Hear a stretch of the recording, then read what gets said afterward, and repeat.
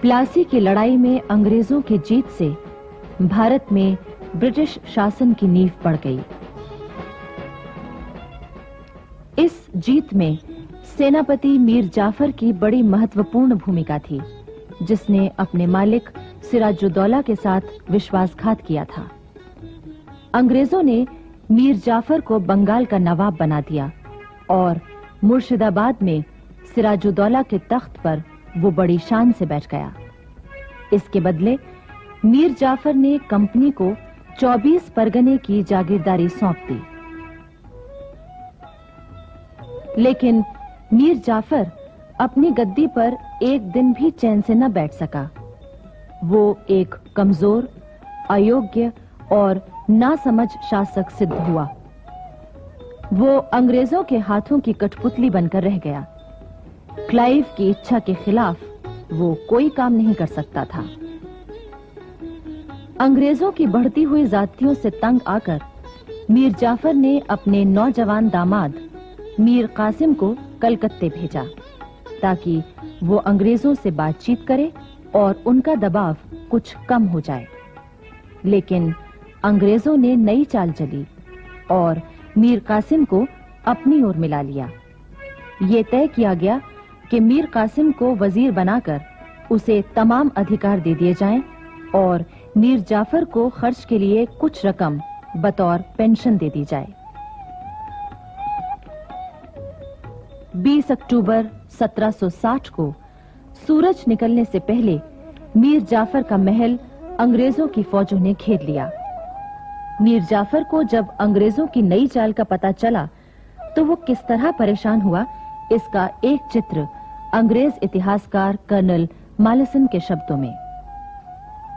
उस सुबह को बूढ़े नवाब को उस दिन की अवश्य याद होगी जब उसने प्लासी के मैदान में अंग्रेजों का साथ दिया था और अपने मालिक तथा रिश्तेदार सिराजुद्दौला के साथ विश्वासघात किया था।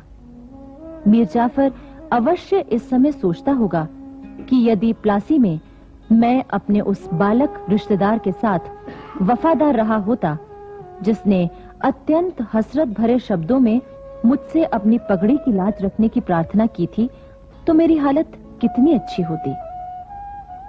जिस सत्ता को मैंने इतने नीच और गलत तरीके से प्राप्त किया था, उससे मुझे क्या फायदा पहुंचा?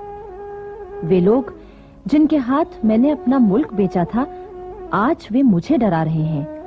जो गुस्ताख विदेशी प्लासी से अब तक मुझ पर हुक्म चलाते रहे और जो अब मुझे गद्दी से उतारने की धमकी दे रहे हैं, यदि प्लासी में मैंने उनके नाश की वजह बनने का यश प्राप्त कर लिया होता, तो इस समय मेरे हाथों में असली हुकूमत होती। मेरा नाम इज्जत से लिया जाता और मेरा मुल्क बच गया होता। आखिर मीर जाफर को अंग्रेजों के सामने घुटने टेकने पड़े और अंग्रेजों की नींव और मजबूत होने लगी। उन्होंने मीर कासिम से बंगाल के 3 जिले और ले लिए, साथ ही 3 करोड़ रुपए का सोना आदि वसूल किया। सन 1759 में दिल्ली की गद्दी पर मुगल बादशाह शाह आलम बैठा। अंग्रेजों ने अपनी चालों से शाह आलम को अपनी ओर मिलाने की कोशिश शुरू कर दी। उस समय सारे भारत पर अपनी हुकूमत जमा लेने के लिए अफगानों, मराठों और अंग्रेजों के बीच तिकोना संघर्ष शुरू हो चुका था। देश को विदेशी सत्ता के चंगुल से बचाने का उस समय एक ही उपाय था कि सभी देशवासी किसी एक शक्ति के नेतृत्व में संगठित हो जाते। वो शक्ति थी मुगल सम्राट। किंतु इसी बीच यानी 6 जनवरी 1761 को पानीपत के मैदान में अफगानिस्तान के शासक अहमद शाह अब्दाली और मराठों की सेना के बीच घमासान युद्ध हुआ।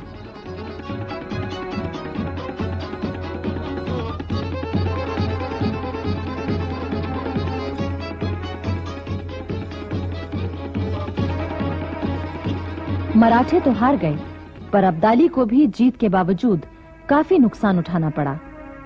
वो अफगानिस्तान लौट गया और इधर मराठे कमजोर हो गए। बच रहे केवल अंग्रेज, जिन्होंने अपना प्रभाव बढ़ाना शुरू कर दिया। मुगल बादशाह शाह आलम को 26 लाख रुपया देने का वादा करके इस बात के लिए मजबूर किया गया कि वो बंगाल, बिहार और उड़ीसा की दीवानी ईस्ट इंडिया कंपनी को सौंप दें। मजबूर होकर शाह आलम ने अंग्रेजों को बंगाल, बिहार और उड़ीसा की दीवानी सौंप दी, जिसका मतलब ये था कि मालगुजारी वसूल करने और दीवानी के मामले निपटाने का अधिकार अंग्रेजों को मिल गया। सन 1765 से 1772 तक बंगाल में अंग्रेजों का ये शासन इतना भयानक था कि उसने बंगाल को चूसकर कंकाल बना दिया। सारे बंगाल में तबाही, गरीबी, भुखमरी और अकाल फैल गए। चारों ओर मौत नजर आने लगी। सन 1772 में वॉरेन हेस्टिंग्स कंपनी का गवर्नर बनकर कलकत्ता आया। इतिहासकार कहते हैं कि क्लाइव ने देश में अंग्रेजी राज की जो बुनियाद रखी थी, वॉरेन हेस्टिंग्स ने उसे और भी पक्का किया। उसके सामने एक ही बात थी, चाहे ईमानदारी से हो या बेईमानी से, जैसे भी हो, जल्दी से जल्दी भारत की अधिक से अधिक दौलत को इंग्लैंड भेज दिया जाए। अब आइए महाराष्ट्र की ओर चलें। ईस्ट इंडिया कंपनी की बढ़ती हुई ताकत और सत्ता के लिए मराठों की ताकत आंख का कांटा बनी हुई थी। इसलिए अंग्रेजों ने एक चाल खेली। उस समय पेशवा की गद्दी पर रघुनाथ राव बैठा हुआ था। क्योंकि गद्दी का असली मालिक उसका भतीजा नारायण राव अभी नाबालिग था, अंग्रेजों ने रघुनाथ राव को युद्ध का झूठा भय दिखाकर अपनी ओर मिला लिया। इस तरह मराठा दरबार में उनका आना जाना शुरू हो गया। किंतु पेशवा के दरबार में उन दिनों एक बहुत दूरदर्शी और चतुर व्यक्ति मौजूद था, जो अंग्रेजों की सारी चालों को समझ रहा था। वो व्यक्ति था नाना फडणवीस। वो समझ रहा था कि राघोबा मराठा साम्राज्य की नींव कमजोर कर रहा है, पर राघोबा ने उसकी बात नहीं मानी। 30 अगस्त 1773 को राघोबा ने पेशवा नारायण राव की हत्या करवा दी। इस साजिश में अंग्रेजों का पूरा हाथ था। राघोबा अंग्रेजों की हाथ की कठपुतली बन चुका था। नाना फडणवीस ने मराठा राज्य को अंग्रेजों के चंगुल से बचाने की भरसक कोशिश की।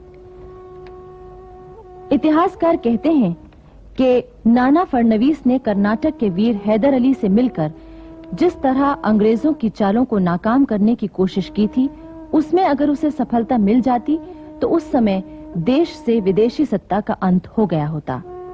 किंतु अपने ही लोगों ने उसे धोखा दिया। कर्नाटक के दो वीरों की कहानी भारतीय स्वतंत्रता संग्राम के इतिहास में बड़े सम्मान से लिखी गई है। ये वीर थे हैदर अली और उसका बेटा टीपू सुल्तान। हैदर अली एक मामूली फकीर का बेटा था।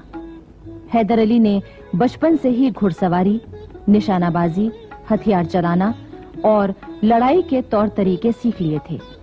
बड़ा होकर हैदर अली मैसूर की फौज में भर्ती हो गया। हैदर अली की वीरता और साहस ने कुछ ही समय में उसे मैसूर का प्रधान सेनापति बना दिया। उस समय रियासत का प्रधानमंत्री एक मराठा सरदार खांडेराव था। उसने मराठों से चुपचाप मिलकर मैसूर पर हमला करवा दिया। इस युद्ध में हैदर अली ने विजय पाई और खांडेराव के विश्वासघात का सबको पता चल गया। मैसूर के महाराजा ने प्रसन्न होकर हैदर अली को अपना प्रधानमंत्री बना लिया। उधर अंग्रेज भला ये कैसे सहन कर सकते थे कि हैदर अली की ताकत बढ़े। उन्होंने हैदर अली से छेड़छाड़ करनी शुरू कर दी। कर्नाटक के कई किले खाली करवाए गए और उन्हें जीत लिया गया। हैदर अली के बेटे फतेह अली टीपू की उम्र उस समय 18 वर्ष की थी। तब भी अपने पिता के साथ युद्ध के मैदान में वो मौजूद रहता था।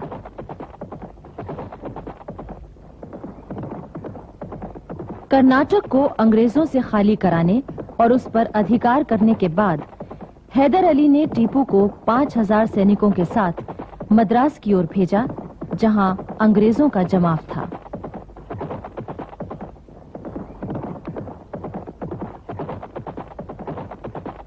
टीपू ने मद्रास के किले से 5 मील दूर सेंट थॉमस की पहाड़ी पर कब्जा कर लिया और आसपास के अंग्रेजी इलाके को अपने अधीन कर लिया। इसके बाद कुछ ही दिनों बाद हैदर अली भी अपनी सेना लेकर मद्रास की ओर बढ़ा। मद्रास में अंग्रेजों का क्या हाल हुआ, इसका रोचक विवरण एक फ्रांसीसी इतिहासकार ने प्रस्तुत किया है। वो लिखता है, मद्रास विजय के अवसर पर हैदर ने अंग्रेजों से कहकर मद्रास के सेंट जॉर्ज के किले के सदर फाटक पर एक चित्र बनवाया, जिसमें हैदर एक शामियाने के नीचे तोपों के ढेर पर बैठा है। पीछे की ओर सेंट जॉर्ज का किला है, जिसकी फसील पर गवर्नर और उसके अंग्रेज साथी घुटनों के बल बैठे हुए हैदर की ओर अपने हाथ बढ़ा रहे हैं। अंग्रेज दूत, डुप्ले और बॉशियर हैदर के सामने जमीन पर घुटने टेके बैठे हैं। डुप्ले की नाक की जगह हाथी की सी सूंड बनी हुई है। हैदर उसकी सूंड को पकड़े हुए है, जिसमें से अशर्फियां खनाखन गिर रही हैं। दूसरी ओर पराजित अंग्रेज सेनापति जनरल स्मिथ संधि पत्र हाथ में लिए हुए अपने हाथ से अपनी तलवार के 2 टुकड़े कर रहा है।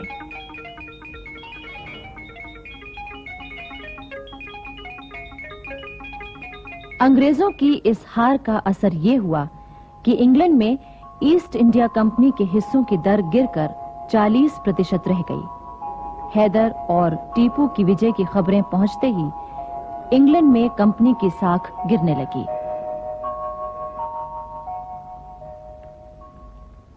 इसके बाद हैदर अली ने नाना फडणवीस के साथ मिलकर जिस तरह अंग्रेजों को मात दी थी, उससे अंग्रेज घबरा उठे थे। लेकिन 6 दिसंबर 1782 की रात को हैदर अली की अचानक मृत्यु हो गई, जिससे नाना फडणवीस की सारी आशाएं चूर-चूर हो गईं। जबकि अंग्रेजों के लिए हैदर अली की मृत्यु वरदान साबित हुई।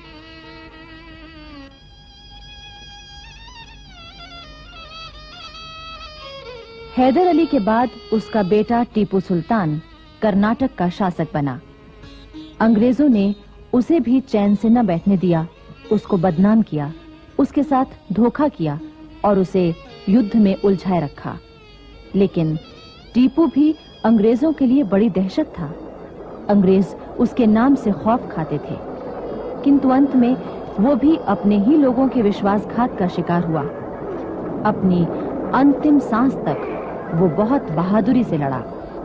वो कहा करता था, 2 दिन शेर की तरह जीना ज्यादा अच्छा है, बजाय 200 वर्ष भेड़ की तरह जीने के। श्रीरंगपट्टनम स्थित टीपू की कब्र आज भी उसके साहस और वीरता के गुण गाती है।